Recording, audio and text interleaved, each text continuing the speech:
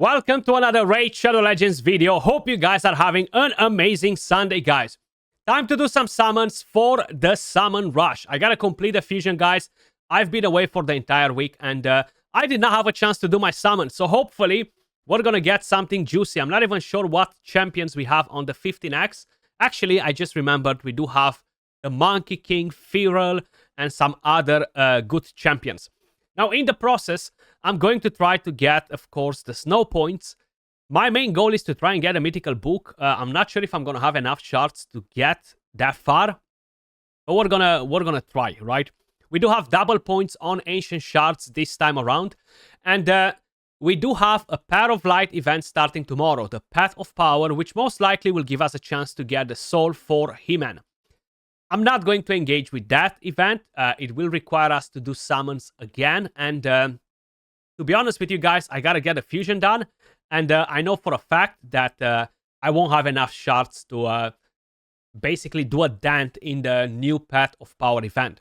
Plus, from here on, I'm planning to save my shards for the Christmas fusion. Now, that is probably around 2 weeks away. I'm not going to get baited in the process, right? At least I'm going to try to don't get baited. I have 35 Ancients, 13 Voids, 6 Sacred Shards, and as I mentioned, double points for Ancient Shards. Now, my Mercy doesn't look too good on Ancients. On Sacreds, it can't really be accurate, most likely. And on Voids, I think this can be correct. Now, we had an update on the RSL Helper. They completely changed the interface. By the way, this is an app for PC, guys. You can download it as well, but it only works on PC. You can keep this open to track your Mercy when you open shards, or just write it down on a paper. It does pretty much the same, but this has a lot of additional features like auto sell for gear, infinite multi-battles, etc. So big shout out to Far Stuff for putting that together. As I mentioned, we do have some decent champions. Wukong, we have Feral. I would love another Feral, but at the same time, I would rather empower my Monkey for Arena and for the Siege mode, right? And in terms of Voids, we actually have the new Void, and we have Tuha and Supreme Gallic. This is a pretty interesting champion. I did not have a chance to do a guide on it, but I will do one most likely tomorrow or the day after. Either way, let's start with the Ancient Shards, guys. Wish you guys luck. Hopefully, you're going to get whatever you are looking for. I will open the Ancients now because it's double the points, right? And I'll see if I'll go with all of the Sacreds in or I'm not going to. But either way, I'm not going to engage with a Path of Light tomorrow. I've already released a video on all of the events starting tomorrow, Tuesday, Wednesday, that are related to the Path of Light event. If you're curious to see the champions, some crazy champions. But either way, I'm going to try and stay away from it. There we go. 3 10 pops. Bring me a Son Wukong. Hitting the 15x is like, wow. You know, you gotta get extremely lucky, though. So we got an Executioner right there. We got a Luria. I think I can empower Luria. She's pretty useful for Faction Wars and Curse City, by the way. Basilisk. What else we having here? Kill and the Strike. I think I can make him to +4 now, if I don't have him already. Very good champions for Faction Wars, guys. For the Dark Fae. Decreased speed. Decreased stir meter. It's actually really, really nice. And we got a Ugo, so we basically hit the 15x. Let's crack on with the Voids. I would love the new Legendary. Seems pretty damn nasty for Hydra. Block debuffs, decrease cooldowns on your team, you know. Very, very interesting. And Void Affinity. But I know something that would be even better. A Shuzan. Come on, Shuzan. Come to Papa. Come to Papa. If I'm about to see gold, please be a Shuzan. Pretty please. Or the new champion. Or the new champion. I'll take either one of them. I had some crazy rates on the 2x, guys, but honestly, the champions were just not great. If you guys watched that video. Oh, we got a legendary. Oh, we got a legendary, okay? That's something that I was not expecting. Raiho Bone Spear. definitely not a bad champion. And I feel like with the addition of the new boss, she's just going to skyrocket even more. And that's mainly because this is the best champion that can be built on a feral set, the one that you're getting from the siege mode. Look at all of these debuffs: HP burn, defense down, weaken, decrease attack, decrease crit rate. Instantly 25% more damage when you have Raiho in a 9-piece feral set. I've tried using her in the Chimera a little bit, but as I mentioned, I haven't really done a lot of testing. She's insanely good for the Shogun, very good for the Sand Devil's Necropolis. Just in general, a very nasty champion. And with the passive as well, can be good for Arena in some cases, not as good as she used to be in there. Cleanse, healing, block debuffs, continuous heal.